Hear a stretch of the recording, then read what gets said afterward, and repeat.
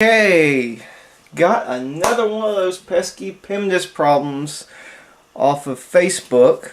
So, going to show you how to do this one, because one of the answers I saw for this one was like 43. So I think people are just kind of making stuff up now. What we have here is another order of operations problem. PEMDAS, parentheses, exponents, multiplication, division, and addition and subtraction. So as you can see, we have a bunch of ones added up together. There's actually 13 ones in this problem, and we have this little zero here.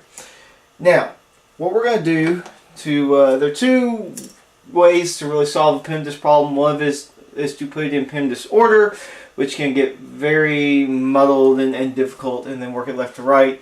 Or you can use grouping symbols to show and remind yourself what goes with what and what needs to be done first. So we see all, as we're looking on our PEMDAS order here, we see all this addition, which puts us down here on this addition subtraction level of PEMDAS.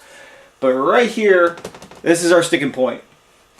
This multiplication, which actually bumps us back up to here. So we know that multiplication has to be done first.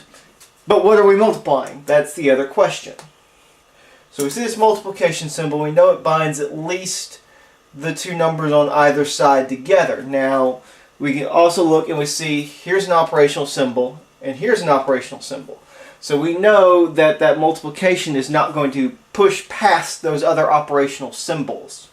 So we can go ahead and mark that off, knowing that this is meant to go together. Because if the author had wanted this multiplication sign to push past these other operational symbols, he or she would have provided his or her own parentheses for this problem. So again, remember, this is not magically bringing it up to here. These are our symbols. That's why it's in blue, to show we're on this level. This is referring again to parentheses that the author of the problem put in.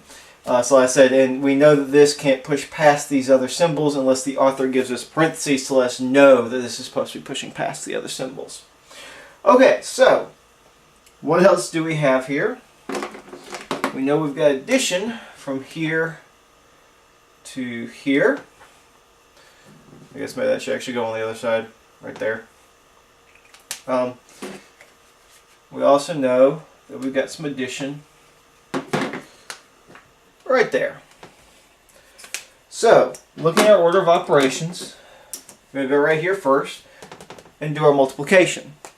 1 times 0, anything times 0 is 0, and anything times 1 is itself. So, that's going to give you a big old 0. Then we're going to add in our addition, because there's nothing else on this level, so we're going to go down to our addition and subtraction level. Working left to right. And if the board was wide enough, I could write this all on one line. This would be left to right. So we know there are 12 ones right here. So we know that it's going to give us a 12. And then we know that there's another 1 right there. And so that really has now got us to what we basically would call like terms if we're using variables, where these numbers are all combinable now. So we're going to look at this and we're going to say 0 plus 12 is 12, plus 1 is 13.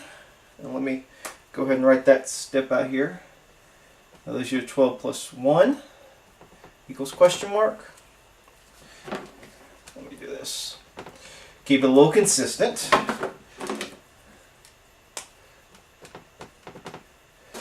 So now we've combined our 0 and our 12 to get 12. So these two numbers came together here to make that one. And now we're going to take these two numbers together to make that one. So the answer to this problem is 13. A lot of people think that it should be 1 because they get here and they add all these ones up and then they say, oh look, times 0. But the thing is, because there's no parentheses by the author to tell us that this multiplication is going to push past and affect all of these ones, then they're not counted in this multiplication.